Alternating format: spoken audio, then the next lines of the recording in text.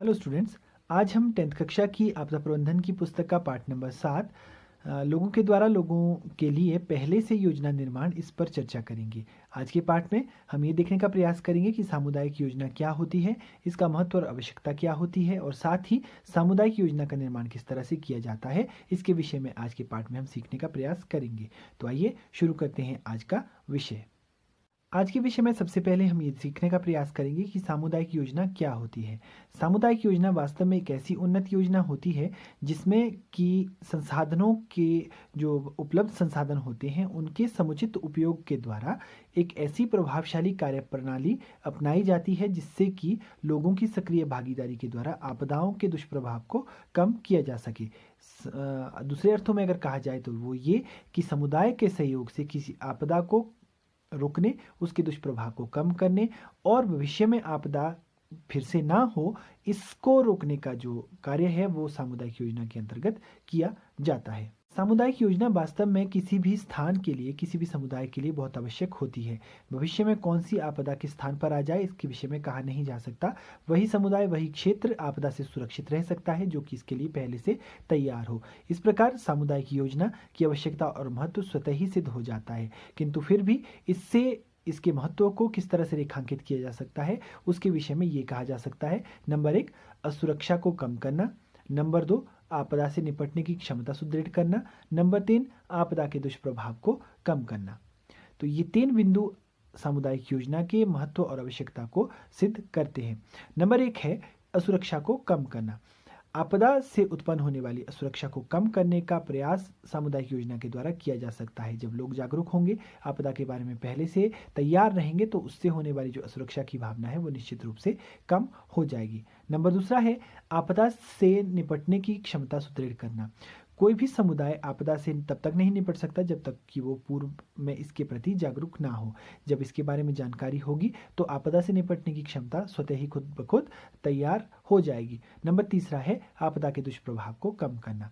अगर आप किसी भी आपदा के लिए पहले से तैयार रहेंगे तो उसके दुष्प्रभाव को निश्चित रूप से कमतर किया जा सकता है। इस प्रकार सामुदायिक योजना का जो महत्व है वो ये सिद्ध हो जाता है कि ये आपदा के दुष्प्रभाव को कम करने में महत्वपूर्ण मदद निर्धारित करता है। जो मुख्य जो बिंदु बचता है वो है सामुदायिक योजना का निर्माण किस प्रकार किया जाए।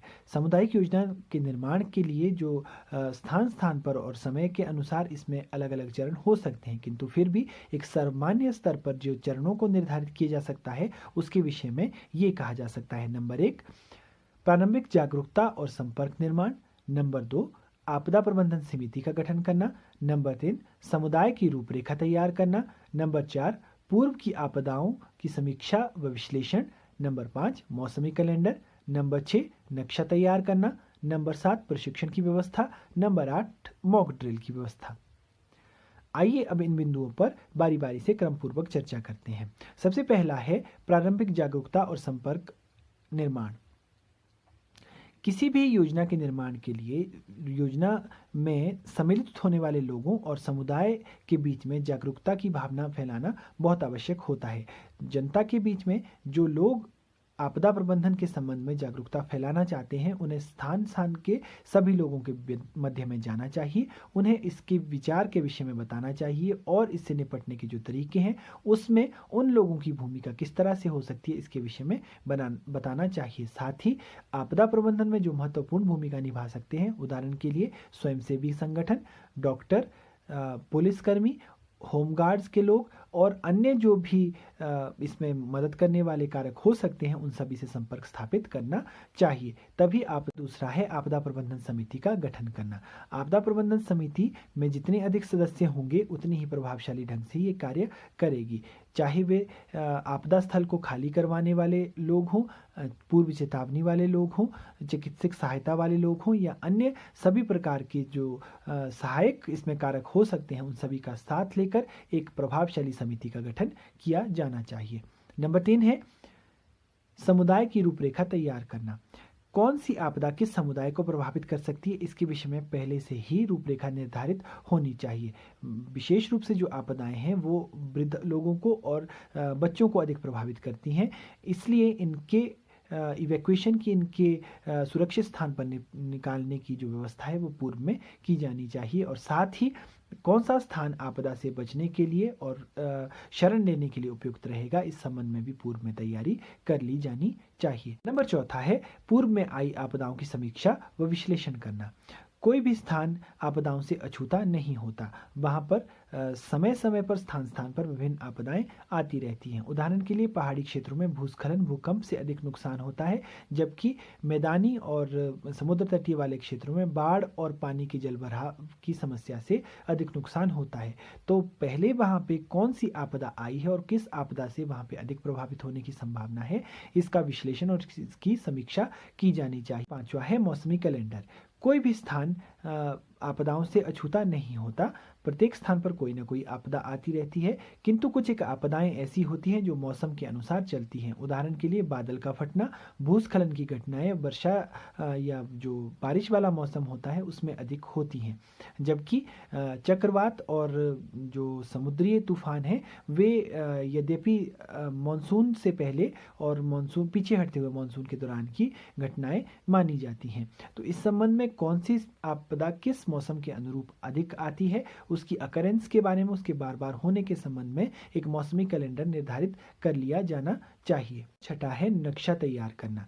किसी भी आपदा से बचने के लिए और आपदा से प्रभावित होने वाले स्थान के विषय में जानकारी के लिए नक्शे का निर्माण किया जाना चाहिए। ये नक्शा सामाजिक रूप से बनाया जाना चाहिए। इसमें विभिन्न स्थलों, विभिन्न मार्गों और विभिन्न शरण स्थलों, उदाहरण के लिए सामुदायिक भवन, स्कूल या खुला स्थान या किसी तरह के अन्य जो भी अस्पताल इत्यादि, धर्मशाला इत्यादि के जो भवन है उसके विषय में उल्लेख होना चाहिए। साथ ही जो उपलब्ध संसाधन है उसके विषय में भी इसमें पूर्णतया विवरण दिया जाना चाहिए। उदाहरण नंबर 7वां है प्रशिक्षण की व्यवस्था। समिति में जो भी सदस्य इसमें शामिल होंगे उनको एक प्रशिक्षण की व्यवस्था करवाई जानी चाहिए। जो आपदा प्रबंधन जो समिति है उसके प्रशिक्षण की व्यवस्था यद्यपि सरकार स्वयं करवाती है, किंतु फिर भी उस समिति के लोगों का भी ये दायित्व बनता है कि उन्हें विभिन्न स्तरों पर जो होने वाले प्रशिक्षण हैं वो इसमें भाग लें। नंबर 8वां है मॉक ड्रिल का अभ्यास। मॉक ड्रिल वास्तव में एक ऐसा अभ्यास होता है जो कि आपदा की पूर्व तैयारी के समय किया जाता है। कोई भी आपदा के समय में किस तरह से व्यवहार व्यक्ति को करना चाहिए उस संबंध में एक नकली अभ्यास मॉक ड्रिल कहलाता है। इस प्रकार योजना का जो निर्माण है वो किया जाना चाहिए और जो सामुदायिक आपदा प्रबंधन समिति है उसका गठन करके स्थान पर जो आपदाएं आ सकती हैं उनसे निपटने की पूर्व तैयारी कर ली जानी चाहिए। वास्तव में आपदाओं से अगर पूर्व में तैयारी की जाए तो ही इनसे सुरक्षित रहा जा सकता है। यद्यपि कई आपदाएं ऐसी भी होती हैं जिन पर मानव का वश नहीं चलता, किंतु फिर भी अगर हम पहले से तैयार रहेंगे तो इन आपदाओं को रोक नहीं सकते, किंतु फिर भी इनके दुष्प्रभाव को तो कम कर ही। साथ ही इसमें अध्यापक वर्ग और जो छात्र समुदाय है उसका एक बहुत बड़ा योगदान रह सकता है अगर वे प्रभावशाली ढंग से आपदा प्रबंधन का कार्य करें। तो आज के पाठ में हमने ये सीखा कि सामुदायिक योजना क्या होती है, इसका महत्व और इसकी आवश्यकता क्या होती है, और साथ ही एक सामुदायिक योजना किस प्रकार बनाई जा सकती है उसके विषय में हमने चर्चा की। तो आज के पाठ में बस इतना ही। धन्यवाद।